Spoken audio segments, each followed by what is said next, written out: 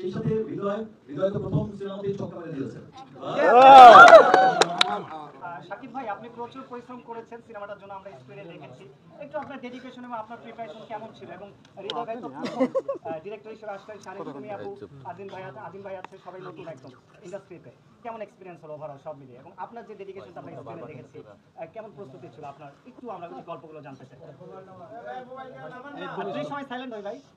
প্রথমত আমি ধন্যবাদ জানাচ্ছি যে আমার দেশের সমস্ত মানুষকে, সর্বশেষ সর্বশেষ মানুষকে যারা তাদের ঈদের সময় তো ঈদ পরবর্তী সময় যখন নাকি অফিস আদালত সব ওপেন হয়ে গেছে, তাদের এই কর্মব্যস্ততার মধ্যেও তারা ছুটে আসছে সিনেমা দেখতে, আমাদের সিনেমা দেখতে, এবং এত ভালোবাসা দিচ্ছে, এত গুড রিভিউজ দিচ্ছে, এবং সবাই এত প্রশংসা করছে।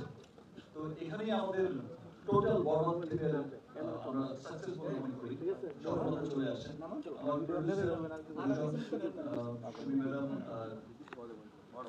ব্রাদার আসিফ ভাই, দুজনেই খুব হ্যাপি। আপনারা দেখতে পাচ্ছেন তারা খুব উচ্ছ্বাস প্রকাশ করে কিন্তু ভালোভাবে ছুটে বেড়াচ্ছে।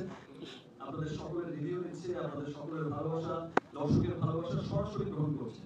সেই সাথে হৃদয় তো প্রথম সিনেমাতেই ছক্কা মেরে দিয়েছে। পাশেও আমার বড় ভাই, আমাদের মেগাস্টার, এরপর তো আমার দুই প্রডিউসার আছে, এরপর আমার আর কি লাগে, তো সবটাই মারবে। তো খুব ভালো লাগছে। আরে প্রশ্ন শেষ করতে দেন।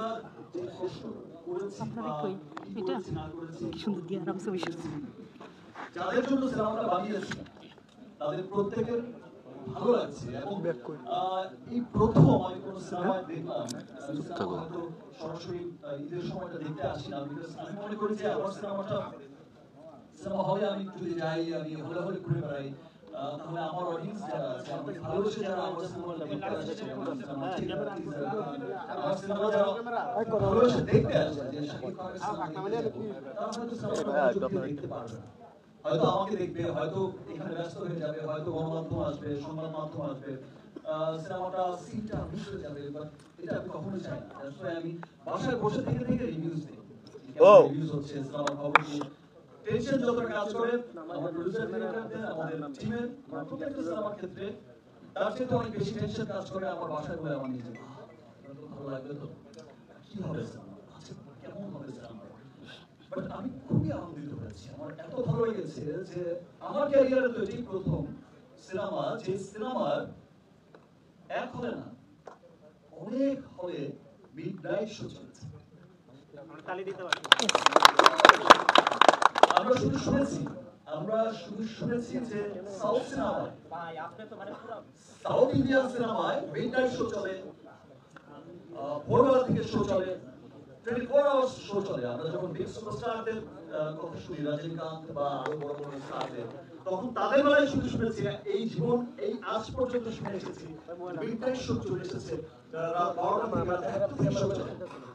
আমার ক্যারিয়ারের এই প্রথম সিনেমা, আমি শুনিও নি কখনো যে বাংলাদেশের কোন সিনেমার কখনো মিডনাইট শো চলছে, মানে রাত 12টা থেকে রাত 3টা পর্যন্ত, এবং একটা সিনেমা হলে না, সেটা মাল্টিপ্লেক্সেও চলেছে, এবং আমি ঢাকার মাল্টিপ্লেক্সে দেখেছি যে 3টা করে মিডনাইট শো দিয়েছে, ঢাকার বাইরের মাল্টিপ্লেক্সে দেখেছি মিডনাইট শো দিয়েছে সিঙ্গেল স্ক্রিন। যে আমি সাবর্ষণ অডিটোরিয়ামের একটা পেজ দেখলাম, শুটিং করতে করতে ওরাই দেখালো সেখানেও মিডনাইট শো, মানে অনেক সিনেমা। আমি এখন বললাম সংখ্যাটা কত, সংখ্যাটা কিন্তু 15-20 এমন হয়ে যায় মিডনাইট শো চলছে। দ্যাট মিন্স মানুষ কত ভালোবাসে এই সিনেমাটাকে, কত ভালোবাসা দিচ্ছে, এবং প্রথম সিনেমা যেটার কোনো ব্যাড রিভিউজ আমি পাইনি, একটা সিঙ্গেল ব্যাড রিভিউ পাইনি। প্রত্যেকটা মানুষ বলেছে ওয়াও, এই সিনেমাটা দেখে আমি প্রাউড করে বলতে পারি যে আমার দেশের সিনেমা অনেক এগিয়েছে। এবং এট দ্য সেম টাইম আমাদের বরবাদ যখন দেশের মানুষের ভালোবাসা ধন্য হয়ে সিদ্ধ হয়ে যখন দেশের বাইরে গেছে, প্রত্যেকটা কান্ট্রি, ইউএসএ, নর্থ আমেরিকার ডিস্ট্রিবিউটর আমার প্রতিষ্ঠান এসকে ফিল্মস ইউএসএ ডিস্ট্রিবিউশন করছে, এবং আমরা যখন শো ডিক্লেয়ার করেছি তখন তার 3-4 ঘন্টার মধ্যেই নিউইয়র্কে আমি শুনলাম যে অল শোস ফ্যাক্টর অগ্রিম অ্যাডভান্স 3 ঘন্টার মধ্যে 2 ঘন্টার মধ্যে সোল্ড আউট। এবং স্টার সামনে চলছে, সেখানে খুব বড় একটা উৎসব চলছে আমেরিকায়, সেখানে বলিউড সিনেমার দাপট থাকে খুব, সেখানে আমাদের সিনেমার এই অবস্থা দেখে আমাদের শো বাড়িয়ে দিচ্ছে, থিয়েটার বাড়াচ্ছে নেক্সট উইক। সেম অবস্থা আমি দেখলাম আজকে সকালবেলায়, আমি দেখেছি যে আমাকে কিছু মানুষ ইতালির ভ্যানিসের রোমের একটা ছবি পাঠিয়েছে, ভিডিওস পাঠিয়েছে। আমি একবার দেখে ভেবেছি যে এটা হবে হয়তো Madhumita cinema hall. Okay fine, it's very good. আজকে এতদিন পরেও সিনেমা এত মানুষ দেখছে, ভিড় আছে ওয়ার্কিং ডেতে। Very good, very good. একটু পরে নিচে আমি যে পাঠিয়েছি তিনি বললো, হ্যাঁ দেখেছেন? হ্যাঁ আমি দেখেছি। কোন মধুমিতা? না ভাই, মধুমিতা না, এটা তো রোমের সিনেমা হল, ভিডিওটা দেখেন। আমি যখন ভিডিওটা দেখলাম আমি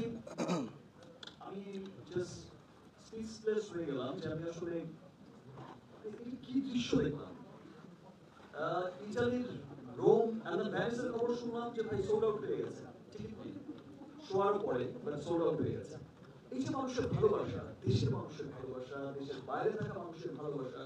নেক্সট অস্ট্রেলিয়া নিউজিল্যান্ড আছে, অস্ট্রেলিয়া নিউজিল্যান্ডের তারাও কিন্তু খুব উৎফুল্ল, অগ্রিম টিকিট কাটছে, সোল্ড আউট হয়ে যাচ্ছে এবং বরবাদ পৃথিবীর যেই প্রান্তেই যাচ্ছে মানুষের ভালোবাসায় সবকিছু বরবাদ করে দিচ্ছে। বাংলাদেশের একজন আর্টিস্ট হিসেবে, একজন শিল্পী হিসেবে, বরবাদের একজন আপনাদের ভালোবাসার আরিয়া মির্জা হিসেবে আমার ভালো লাগছে যে আমার দেশের সিনেমা অনেক দূরে গিয়ে যাচ্ছে। আমার দেশের সিনেমা গত আমি প্রিয়তম থেকে যেটা উত্তর সাফল্য দেখে আসছি, সেটা হচ্ছে দিন দিন সামনের দিকে যাচ্ছে এবং যে মানুষগুলো এই 2-3 বছর ধরে সিনেমা দেখছে তারা প্রত্যেকে আবার ব্যাক করছে, তাদের পরিবার পরিজন নিয়ে ব্যাক করছে এবং যেটা সেই স্তরের লোকই হোক।